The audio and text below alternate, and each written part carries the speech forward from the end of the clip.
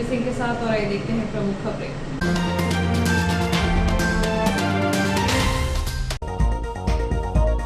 RPF की दरियादली, फर्जी I card के साथ पकड़ा युवक पर दर्ज किया अवैध वेंडरिंग का केस। गड़बड़झाला, शंका को जन्म देती कार्यवाही, आरोपी उमर शंकर पर दर्ज करना था 420 का मुकदमा, कर दिया अवैध वेंडरिंग का मामला दर्ज। भीषण गर्मी में पानी के लिए मोहताज हो रहे रेलवे अस्पताल में आने वाले मरीज, अस्पताल परिसर में लोगों की प्यास बुझाने के लिए लगाए गए नलों को आईयूडब्ल्यू ने किया बंद। एचआई की तानाशाही से परेशान सफाई कर्मचारियों ने काम बंद कर किया विरोध प्रदर्शन। प्रधान को वित्तीय अधिकार नहीं मिलने से मूलभूत सुविधाओं से वंचित हो रहे ग्रामीण। और न्यूयॉर्क रेलवे कॉलोनी में पानी की समस्या को लेकर यूनियन का प्रदर्शन।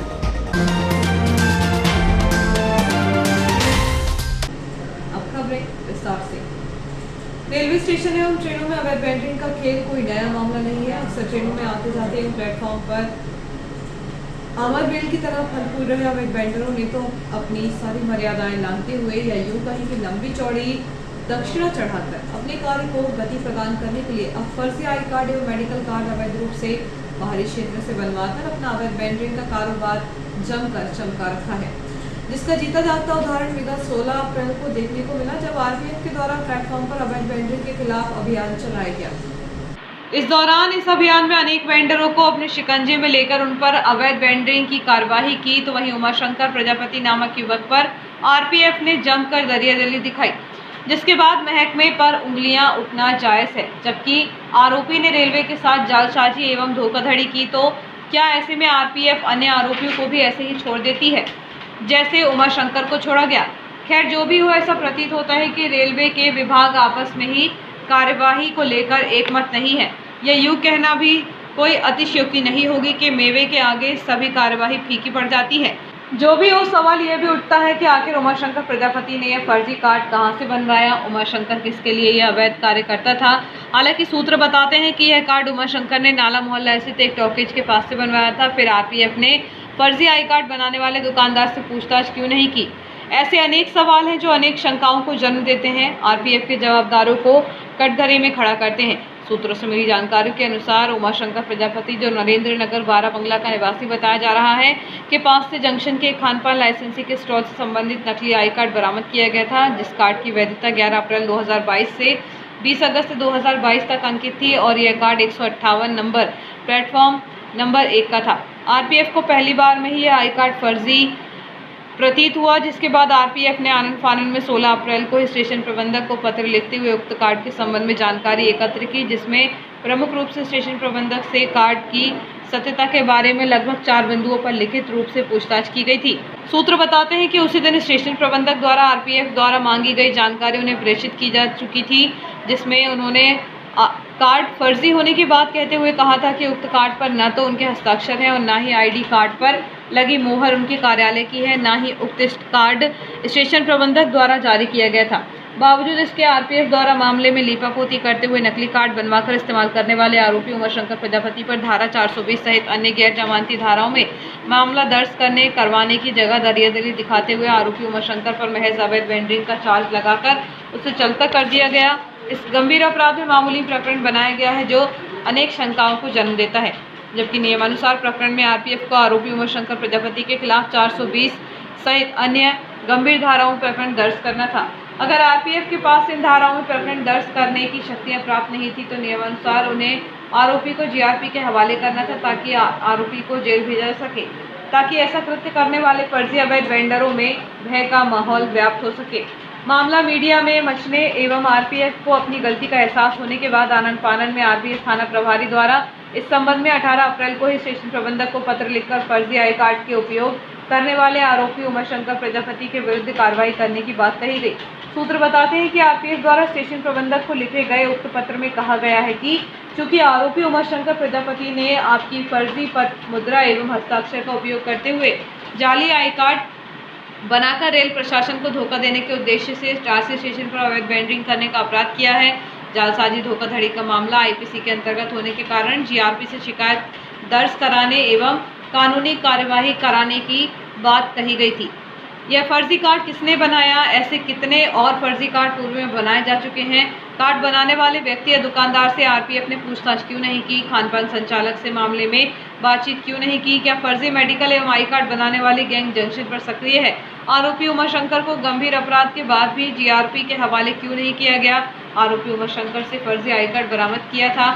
चूंकि उक्त आई कार्ड स्टेशन प्रबंधक की फर्जी पदमुद्रा के हस्ताक्षर का उपयोग कर बनाया गया है एवं जालसाजी धोखाधड़ी का मामला आईपीसी के अंतर्गत आता है, इसलिए स्टेशन प्रबंधक से आरोपी एवं खान-पान संचालक के विरुद्ध जीआरपी थाने में शिकायत दर्ज कराने की बात कही है। आरपीएफ द्वारा फर्जी आई कार्ड के आरोपी उमाशंकर प्रजापति के खिलाफ पत्र लिखकर जीआरपी में शिकायत करवाकर कानूनी कार्यवाही करने की बात कही गई है। यह जानकारी स्टेशन प्रबंधक डीएस चौहान द्वारा दी गई। उनका कहना है कि जबकि यह मामला आरपीएफ का है, हमने 16 अप्रैल को ही आरपीएफ थाने में लिखित रूप से बता दिया था कि उक्त फर्जी कार्ड हमारे कार्यालय से नहीं बना है और उस पर मुहर और हस्ताक्षर भी हमारे नहीं है। आरपीएफ को कार्रवाई करनी थी। पत्र के संबंध में वरिष्ठ अधिकारियों को अवगत करा दिया गया है। डीआरडी स्थित रेलवे अस्पताल में आने वाले मरीजों एवं स्टाफ कर्मियों के लिए पानी का संकट गहराने लगा है। दरअसल यहाँ पेयजल के लिए वर्षों से 2 नल लगे हुए थे, जिन्हें आईओडब्ल्यू द्वारा बंद कर दिया गया है। ऐसे भीषण गर्मी में अस्पताल आने वाले मरीजों को पीने के पानी के लिए पानी नहीं मिलने से उन्हें परेशान होना पड़ रहा है। पश्चिम मध्य रेल भोपाल मंडल के अंतर्गत आने वाले सबसे बड़े रेलवे जंक्शन की बड़ी कॉलोनी में स्थित रेलवे अस्पताल में लगे वर्षों पुराने नल कनेक्शन आईओडब्ल्यू विभाग ने काट दिए। पिछले 1 सप्ताह से यहाँ स्टाफ कर्मियों के साथ ही ओपीडी में आने वाले मरीजों को पानी से मोहताज होना पड़ रहा है, जबकि भीषण गर्मी का दौर जारी है। ऐसे में प्यास बुझाने के लिए पानी की आवश्यकता बढ़ जाती है। गर्मी के सीजन में जहां लोगों को पेयजल की सुविधा मुहैया कराने समाजसेवी संगठन प्याऊ खोलकर पानी उपलब्ध कराते हैं, तो वहीं रेलवे अस्पताल में पानी की सुविधा छीनी जा रही है। बताया जा रहा है कि रेलवे अस्पताल परिसर में पहले 2 नल की सुविधा थी, जहां से ओपीडी में आने वाले मरीज और उनके अटेंडर अपनी प्यास बुझाते थे। अब गर्मी के दिनों में उन्हें बंद कर दिया गया है।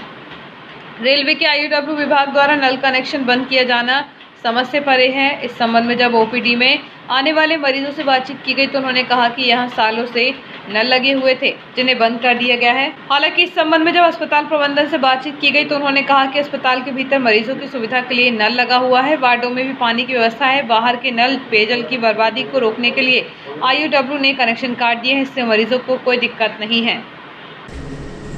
मरीजों को समय पर और सुरक्षित अस्पताल पहुंचाने वाली 108 एम्बुलेंस अब दम तोड़ने लगी है। मंगलवार को ओवरब्रिज पर खराब हुई एम्बुलेंस को धकेलने के लिए अन्य वाहन की आवश्यकता पड़ी, तब उसे खींचकर निर्धारित स्थान पर पहुंचाया गया।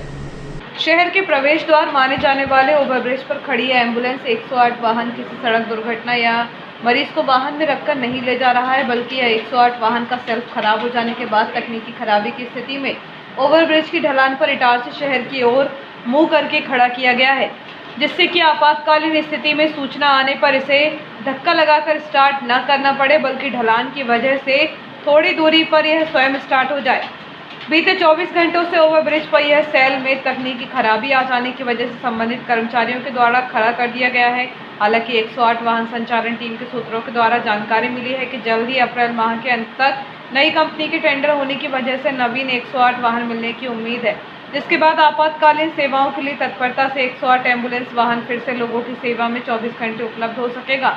गौरतलब है कि शहर के भीतर किसी भी स्थान के साथ मुख्य मार्गों पर 4 लेन NH69 आसपास के ग्रामीण क्षेत्रों में आपातकालीन स्थिति में सूचना मिलने पर एम्बुलेंस 108 वाहन पहुंचकर मरीजों और गंभीर रूप से घायलों को तत्काल प्रभाव से सरकारी अस्पताल लेकर आता है। इतना ही नहीं, प्राथमिक उपचार के बाद रेफर करने के लिए भी इन्हीं वाहनों का अधिकांश उपयोग होता है। इसके लिए यह सेवा भाव से लंबे समय से लोगों की सेवा कर रहे हैं। लॉयल्स क्लब इटारसी मैत्री द्वारा 3 दिवसीय निःशुल्क योगा और साउंड फीलिंग ध्यान शिविर का शुभारंभ हुआ। पहले दिन बड़ी संख्या में योगा का प्रशिक्षण प्राप्त करने के लिए लोग मौजूद रहे। शिविर की शुरुआत हुई। हरिद्वार से पधारी योगाचार्य श्रीमती अंजू मिश्रा ने प्राणायाम, सूक्ष्म व्यायाम व आसन करना सिखाया। साउंड मेडिटेशन का सेशन श्रीमती रीटा बवेजा ने दिया। काफ़ी महिलाओं ने शिविर में भाग लिया। शिविर में आहार शैली में श्रीमती इंदिरा तिवारी ने बताया कि ऋषि मुनियों का भोज, हितभुक, ऋतभुक, मितमुख, इसके बारे में हमारे नियमानुसार जीवन शैली कैसी होना चाहिए। लॉयल्स क्लब इटारसी मैत्री द्वारा निःशुल्क 3 दिवसीय योगा एवं साउंड हीलिंग ध्यान शिविर का प्रथम दिवस था। सोना सावरी ग्राम पंचायत के प्रधान को वित्तीय अधिकार नहीं मिलने से गांव के विकास कार्य अधूरे पड़े हैं। यहां सीमेंट सड़क का निर्माण कार्य के अलावा पौधरोपण और जल जीवन मिशन जैसी योजनाओं पर काम नहीं हो पाया। ऐसे में ग्रामीणों को मूलभूत सुविधाओं से वंचित होना पड़ रहा है। सोना सावरी ग्राम पंचायत में ग्राम प्रधान प्रीति पटेल के वित्तीय अधिकार छीनने के बाद अधिकार वापस नहीं मिल पाए हैं। ऐसे में ग्राम पंचायत के विकास कार्य थम गए हैं। गर्मी के दिनों में जल संकट सहित सड़क निर्माण सहित अन्य कार्य नहीं हो पा रहे हैं। बताया जा रहा है कि 2 फरवरी से प्रधान के वित्तीय अधिकार छीन लिए गए थे। बिना प्रधान के अब कोई राशि नहीं निकाली जा सकती, जबकि पूर्व में हुई अनियमितताओं के मामले में ग्राम प्रधान ने कोर्ट से स्टे भी ले लिया है, लेकिन अधिकारी सिर्फ मौखिक रूप से ही काम कराने के आदेश दे रहे हैं। मौखिक आदेश पर काम कराना संभव नहीं है। बताया जा रहा है कि पंचायत में पौधरोपण कार्य भी नहीं हो सके हैं। इसके अलावा जल जीवन मिशन के तहत भी संबंधित कार्य अधूरे पड़े हैं। यहाँ विधायक निधि से तकरीबन 88 मीटर सड़क का निर्माण कार्य किया जाना है, वह भी अधूरा है। खास बात यह है कि गर्मी के दिनों में पेयजल संकट गांव में गहराने लगा है, क्योंकि यहाँ नल जल योजना अब तक चालू नहीं हुई। हैंडपंप के सहारे ग्रामीणों को पानी उपलब्ध कराया जा रहा है। यहाँ पंचायत द्वारा ग्रामीणों की सुविधा के लिए हैंडपंप में ट्यूबवेल की मोटर डाली थी, लेकिन उसके खराब हो जाने के बाद से यहाँ पानी सप्लाई भी ठप है। सचिव विवेक चिमानिया के अनुसार ग्राम पंचायत में कई अधूरे काम हैं जिन्हें पूरा किया जाना है, परंतु प्रधान के पास वित्तीय अधिकार नहीं होने से सभी कार्य प्रभावित हो रहे हैं। इधर इस संबंध में जब ग्राम प्रधान प्रीति पटेल से बातचीत की गई तो उन्होंने कहा कि मेरे ऊपर जो भी आरोप लगाए गए थे वह मिथ्या आरोप थे। इसके लिए कोर्ट से स्टे भी मिल चुका है, लेकिन वित्तीय अधिकार अभी तक नहीं मिल पाए हैं, जबकि गांव में तमाम समस्याओं को लेकर ग्रामीण रोजाना मेरे पास आ रहे हैं, लेकिन ग्रामीणों की समस्याओं का निराकरण नहीं हो पाता। मेरा नाम प्रीति पटेल, मैं ग्राम पंचायत सोना सावरी से सरपंच हूँ। मेरे वित्तीय अधिकार में मुझे हस्ताक्षर चालू करने की अभी लिखित अनुमति अधिकारियों द्वारा नहीं दी जा रही है, जबकि मुझ पर जो दोषारोपण जो आरोप लगाए थे वो सब मिथ्या साबित हुए और मैं हाई कोर्ट से उसके लिए स्टे भी ले आई हूँ। स्टे आने के बाद भी मुझे किसी भी अधिकारी द्वारा मुझे मेरे अधिकार मेरे पावर वापस नहीं दिए जा रहे हैं। मौखिक कह रहे हैं अधिकारी लोग कि आप काम कीजिए, लेकिन मुझे लिखित आदेश, जिसके लिए मैं पत्राचार भी कर चुकी हूँ कि सर मुझे लिखित आदेश दीजिए। मेरे करीबन 4 महीने से बहुत से काम प्रभावित हो रहे हैं। गांव में पानी की समस्या हो रही है, नालियाँ कम से कम 4-5 महीने से नाली भी सफाई नहीं हुई है, और विधायक निधि द्वारा एक प्रस्तावित सड़क है जिसका काम मुझे चालू करना है। मोहल्ले वालों को बहुत ज़्यादा समस्या हो रही है, पर मेरे वित्तीय अधिकार बंद होने के कारण मैं उस सड़क का निर्माण कार्य प्रारंभ नहीं करा पा रही हो रहे हैं। रोज अपनी समस्या लेकर आते हैं, लेकिन मैं कुछ नहीं कर पाती हूँ। उनको सिर्फ आश्वासन ही दे रही हूँ कि आज चालू हो जाएंगे, कल चालू हो जाएंगे, और मैं डेली पत्राचार भी करती हूँ, अधिकारियों से निवेदन भी कर रही हूँ सर मुझे मेरे अधिकार वापस दिए जाए ताकि मैं विकास कार्य प्रारंभ कर सकूँ, लेकिन कोई समस्या का समाधान नहीं हो पा रहा है। यार्ड के खंडरों में बड़ी वारदात को अंजाम देने की प्लानिंग कर रहा जिला बदर का आरोपी सौरभ कहार और उसके साथ ही सूरज अहिरवार को सिटी पुलिस की टीम ने दोपहर में घेराबंदी कर धर दबोचा। मामले में टीआई रामस्नेह चौहान ने बताया कि आरोपी सौरभ को जिला बदर कर उल्लंघन करने की धारा 14 का रसूखा के तहत गिरफ्तार किया गया है। आरोपी सौरभ को जिला दंडाधिकारी ने 10 जनवरी को जिले से लगने वाली सीमाओं से बाहर कर जिला बदर कर दिया था। सौरभ ने 12 अप्रैल को नाला मोहल्ला स्थित नूरानी मस्जिद के पास आपसी विवाद को लेकर अपने साथी सूरज अहिरवार के साथ चंदन और शहजाद पर चाकू से हमला कर घायल कर मौके से फरार हो गए थे। मुखबिर की सूचना पर एसडीओपी एनएस चौहान के निर्देशन में पुलिस टीम ने गिरफ्तार कर लिया है। सूरज से चाकू बरामद किया गया है। एसडीओपी महेंद्र सिंह चौहान के मार्गदर्शन में टीआई रामस्नेह चौहान के नेतृत्व में गठित टीम में एसआई विवेक यादव, एसआई शहजाद खान, आरक्षक आनंद, हरीश डिंगर से की टीम ने जिला बदर के आरोपी सौरभ कहार को उल्लंघन करने पर न्यूयार्ड के खंडहर से मुखबिर की सूचना पर धर दबोचा। उसके साथ ही उसका एक साथी सूरज अहिरवार भी मिला जो अन्य मामले में वांछित था। मुख्यमंत्री शिवराज सिंह चौहान के आह्वान पर प्रदेश के अनेक शहरों में गौरव दिवस मनाए जा रहे हैं। टासी नगर का गौरव दिवस 23 अप्रैल को मनाया जाएगा। नगर पालिका द्वारा इसकी तैयारी प्रारंभ कर दी गई। मुख्य नगर पालिका अधिकारी श्रीमती हेमेश्वरी पटले ने नगर के लोगों से भी अनुरोध किया है कि वे 23 अप्रैल को नगर पालिका की स्थापना दिवस के अवसर पर नगर के गौरव दिवस को मनाएं और अपने अपने घरों में साज सज्जा कर रंगोली सजाएं। नगर पालिका इस दिन जय स्तंभ चौक पर गौरव दिवस का आयोजन करेगी। श्रीमती पटले ने कहा कि शासन के निर्देशानुसार सभी कार्यक्रम आयोजित किए जाएंगे। इस दिन होने वाले कार्यक्रमों की रूपरेखा तैयार की जा रही है। इस दिन सुबह और शाम को आयोजन किए जाएंगे। जैसे कि शासन के निर्देशानुसार सभी शहरों को गौरव दिवस मनाया जा रहा है। उसी के तहत हम लोग भी इटारसी नगर पालिका का गौरव दिवस 23 अप्रैल को मना रहे हैं। 23 अप्रैल नगर पालिका इटारसी की स्थापना हुई थी। इसी के तहत हम लोग भी 23 अप्रैल को भव्य रूप में इसका स्थापना दिवस मना रहे हैं। अतः मेरी सभी नागरिकों से अपील है कि आप सभी अपने अपने शहर के स्थापना दिवस मनाएं, अपने घरों में सजावट करें, रंगोली करें और अपने शहर को एक भव्य रूप दें, ताकि एक इटारसी शहर का नाम भी देश और राज्य स्तर पे प्रसिद्धि पाए। अतः आप सभी लोग गौरव दिवस में भाग लें और अपने शहर को एक नवीन रूप और नवीन दिशा की ओर ले जाने में अपना सहयोग करें। जवाहर बाजार क्षेत्र में शॉर्ट सर्किट के चलते बिजली के खंभे में आग लग गई है। हालांकि समय रहते आग पर काबू पा लिया गया। यदि आग फैलती तो बड़े हादसे से भी इनकार नहीं किया जा सकता था। शहर के व्यस्ततम क्षेत्र में आने वाले पुराने फल बाजार में मंगलवार की शाम करीब 6:30 बजे अचानक बिजली के खंभों में तारों में तकनीकी खराबी आने के कारण आग की चिंगारी निकलने लगी, जिसको देखकर आसपास की दुकानों में बैठे दुकानदार और उस क्षेत्र में खरीदारी करने घूम रहे लोगों में अफरा तफरी मच गई। हालांकि किसी के द्वारा विद्युत वितरण कंपनी को सूचना दी गई, जिसके कुछ देर बाद विद्युत विभाग की टीम ने पहुंचकर मौके पर बिजली के खंभे में तकनीकी खराबी में सुधार किया। तब कहीं जाकर वहां स्थिति सामान्य हो गई। गौरतलब है कि अब गर्मी के दिनों में बिजली के ट्रांसफार्मर के साथ ही बिजली की खंभों में उच्च दाब बढ़ने के कारण आग की चिंगारी निकलना और अचानक आग लग जाने जैसी स्थितियां आए दिन उत्पन्न होंगी। हालांकि मंगलवार को पुराने फल बाजार क्षेत्र में हुई यह घटना पर समय रहते विद्युत वितरण कंपनी ने काबू पा लिया, जिससे कोई जन धन की हानि नहीं हो सकी। बनते छोटे ब्रेक का बने रहिए जीवन के साथ।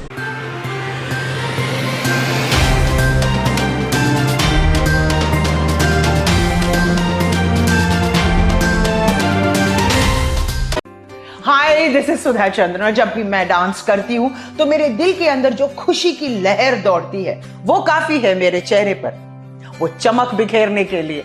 और यही खुशी मैं देखती हूँ जब बचपन प्ले स्कूल के बच्चे उनके टीचर्स के साथ जब इंटरेक्ट करते हैं। As we all know that the first 3-4 years of childhood are very very crucial because they are the formative years in one's life.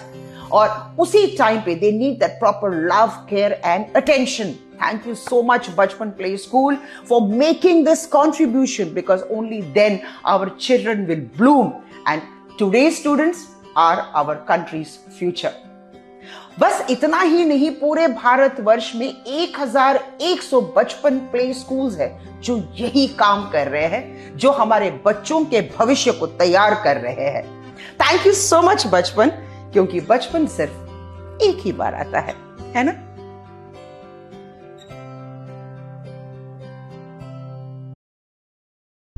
MGM School believes that a better tomorrow lies in the young minds of children. At MGM, children not only excels in academic subjects but also in extracurricular activities like yoga, art, music, debates and seminars, which when blends together develops a socially skilled and healthy child. Laboratories help children to learn concepts and theories practically. The scenic drive through nature using CCTV and GPS-enabled buses reaches to an eco-friendly campus with smart classes. Our skillfully experienced teachers always encourage kids to think independently and nurture their successful future. We welcome you all to become a part of this legacy. Admissions open for classes nursery to class 9th and class 11th. Your future begins here. Explore, engage and empower to get future ready.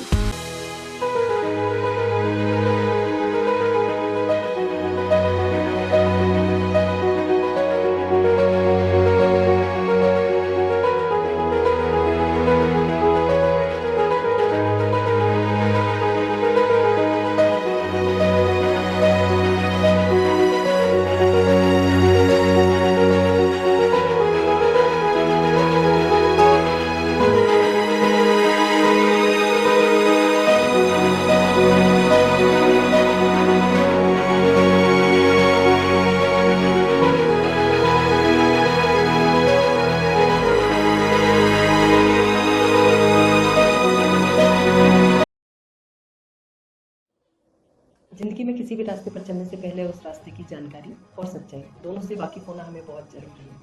नमस्कार साथियों, मैं Manju Thakur, centre head Noble Computer Services Itarsi. Student के Tally को लेकर बहुत से प्रश्न होते हैं, जैसे टैली कहाँ से करें या टैली के बारे में और भी जानकारी या फिर उसके बाद जॉब।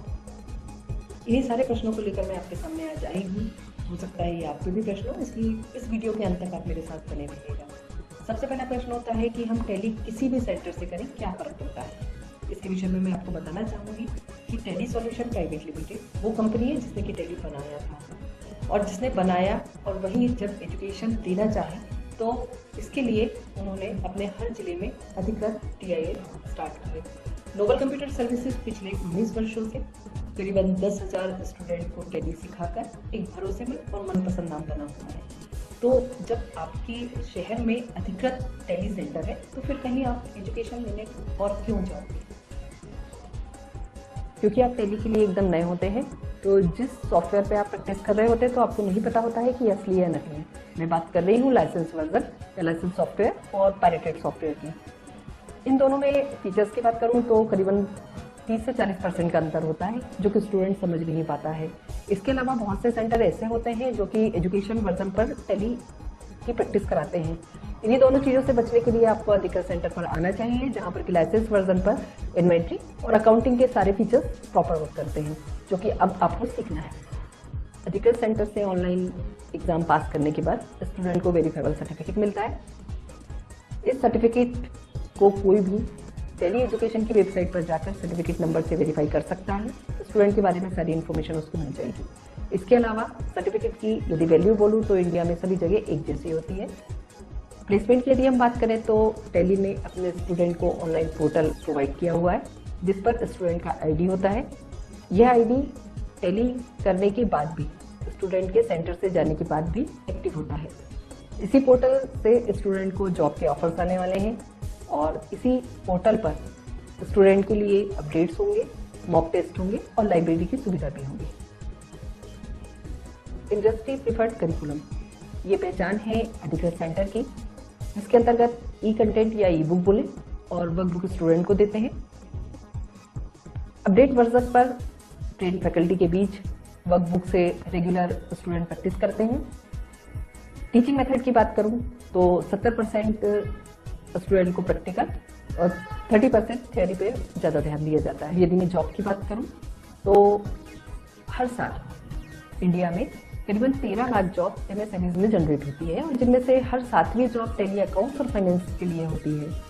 इसके अलावा टैली ने अकाउंट्स के क्षेत्र में मार्केट का 95% भाग कैप्चर करके रखा है।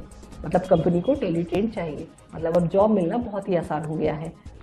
कोर्स के बारे में यदि मैं बात करूंगी तो हर अधिकृत सेंटर पर बेसिक से लेकर एडवांस तक के सारे कोर्स अवेलेबल होते हैं, जिनमें कॉमर्स के स्टूडेंट के साथ साथ अन्य संकाय के स्टूडेंट बहुत आसानी से टैली सीख सकते हैं, क्योंकि वर्कबुक आपके सामने है, ट्रेंड फैकल्टी आपके पास है। इसके अलावा मिनिमम क्वालिफिकेशन जो है वो 10th होती है। तो अब आपको समझ में आया होगा कि क्यों हमें सिर्फ और सिर्फ अधिकृत सेंटर से ही टैली करना चाहिए।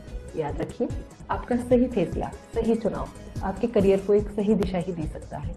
अपना और अपनों का ध्यान रखें। शुक्रिया।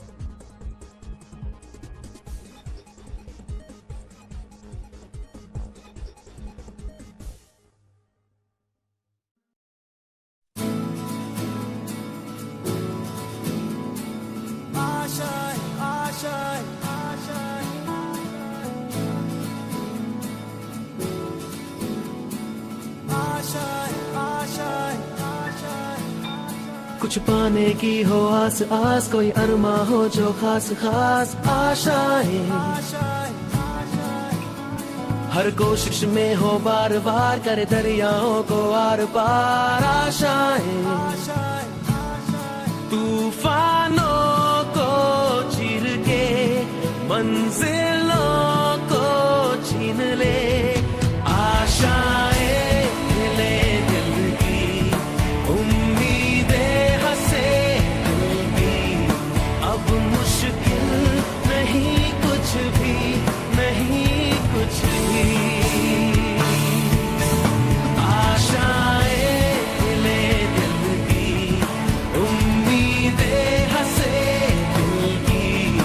अब मुश्किल नहीं कुछ भी, कुछ पाने की हो आस आस, कोई अरमा हो जो खास खास आशाएं,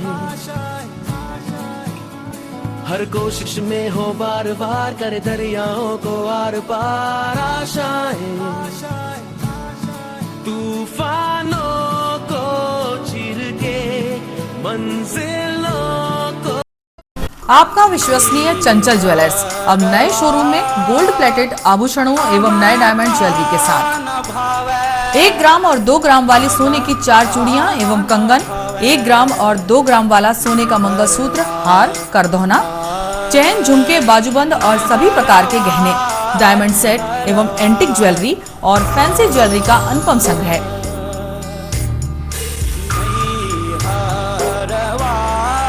दुल्हन सेट किराए पर उपलब्ध है। 1 ग्राम और 2 ग्राम की हर खरीदी पर निश्चित उपहार पाएं।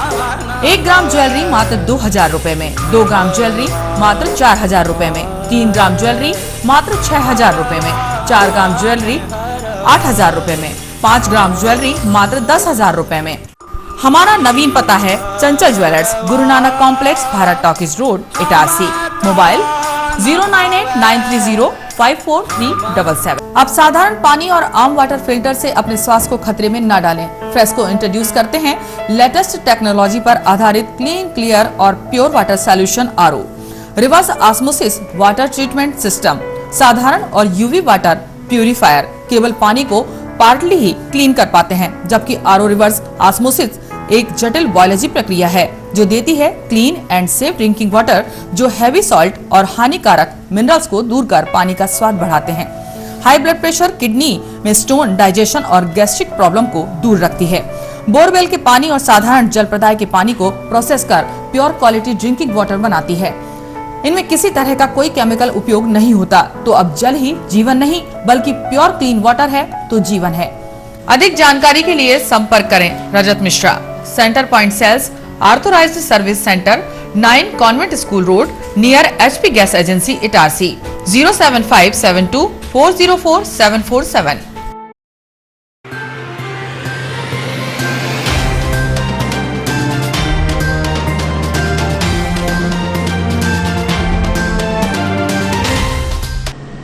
समाचारों में एक बार फिर आपका स्वागत है।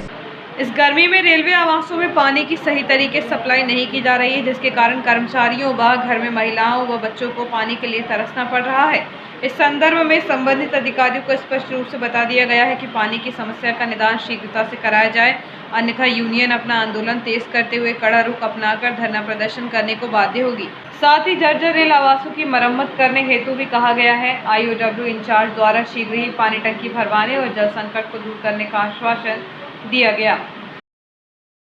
रेलवे जंक्शन के सफाई कर्मचारियों ने अपनी मांगों को लेकर मुख्य स्वास्थ्य निरीक्षक के खिलाफ काम बंद करके विरोध प्रदर्शन किया। इटारसी रेलवे जंक्शन पर जब से नवागत मुख्य स्वास्थ्य निरीक्षक संदीप यादव की तानाशाही से सफाई कर्मचारी खासे परेशान हो रहे हैं। काम करने के बाद भी उन्हें प्रताड़ित किया जाता है। बार बार परेशान किए जाने से सफाई कर्मचारियों ने एकजुट होकर काम बंद करके विरोध प्रदर्शन किया। इस संबंध में जब सफाई कर्मचारियों से बातचीत की गई तो उन्होंने कहा कि सुपरवाइजर्स द्वारा जो भी सफाई काम के लिए आदेश दिए जाते हैं वह पूरा काम करते हैं। जंक्शन को साफ सुथरा रखने में कोई कसर नहीं की जाती।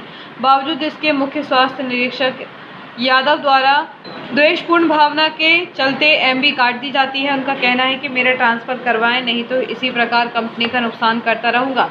विगत दिनों भी महिला सफाई कर्मचारी को परेशान किए जाने से उसका स्वास्थ्य खराब हो गया था। इस संबंध में जब कंपनी के मैनेजर रोहित मैना से बातचीत की गई तो उन्होंने कहा कि मुख्य स्वास्थ्य निरीक्षक संदीप यादव जब से आए हैं तभी से वह किसी न किसी मामले को लेकर सफाई कर्मचारियों को प्रताड़ित कर रहे हैं। वह राजनीतिक पकड़ की धमकी भी दे रहे हैं, जिसकी शिकायत स्टेशन प्रबंधक के अलावा मंडल के आला अधिकारियों से भी की गई है।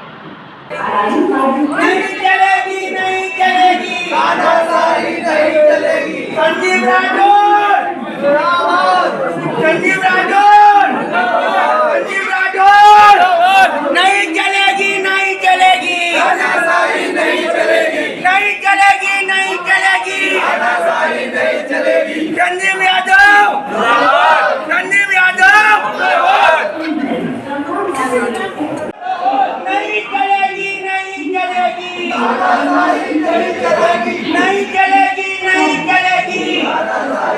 संजीव यादव, संजीव यादव। गुरु तेग बहादुर महाराज के 400वां सालाना प्रकाश वर्ष हर्षोल्लास से 21 अप्रैल को मनाया जा रहा है। चलती ट्रेन से गिरकर घायल हुए एक यात्री की मौत हो गई। केसला पुलिस ने इस मामले में मकान का जांच शुरू कर दी है। मृतक की पहचान नहीं हो सकी है।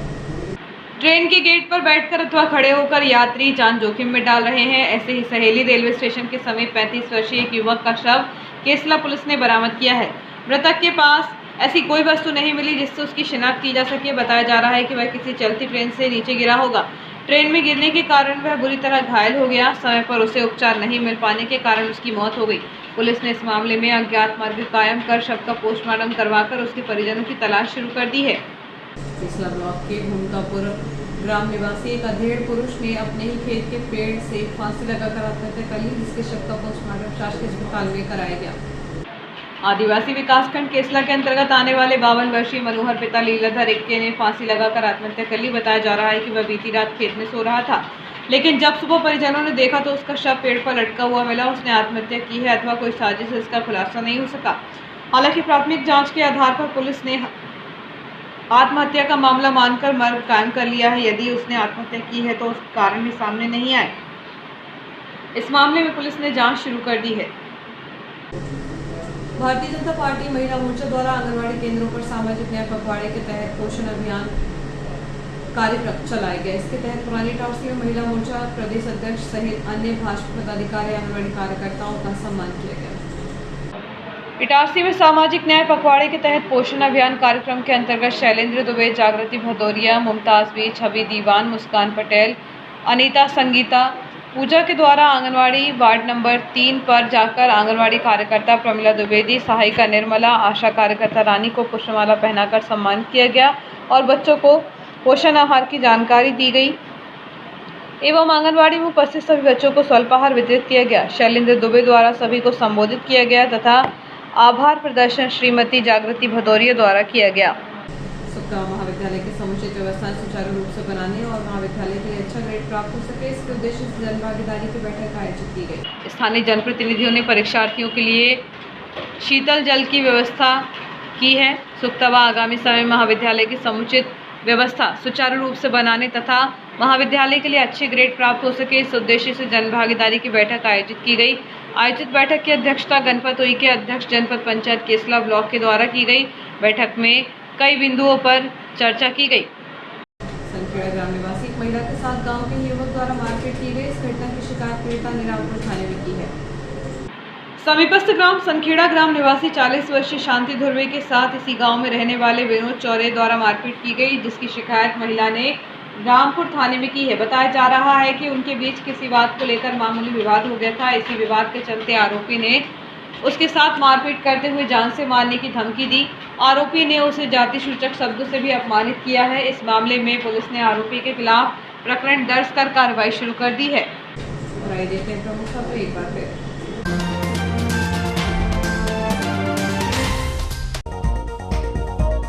आरपीएफ की दरियादली, फर्जी आई कार्ड के साथ पकड़ा युवक पर दर्ज किया अवैध वेंडरिंग का केस। गड़बड़झाला, शंका को जन्म देती कार्यवाही। आरोपी उमर शंकर पर दर्ज करना था 420 का मुकदमा, कर दिया अवैध वेंडरिंग का मामला दर्ज।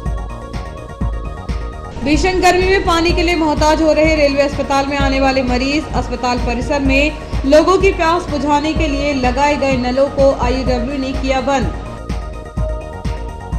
एचआई की तानाशाही से परेशान सफाई कर्मचारियों ने काम बंद कर किया विरोध प्रदर्शन। प्रधान को वित्तीय अधिकार नहीं मिलने से मूलभूत सुविधाओं से वंचित हो रहे ग्रामीण। और न्यूयॉर्क रेलवे कॉलोनी में पानी की समस्या को लेकर यूनियन का प्रदर्शन। इस बुलेटिन में इतना ही, आगे दीजिए, नमस्कार।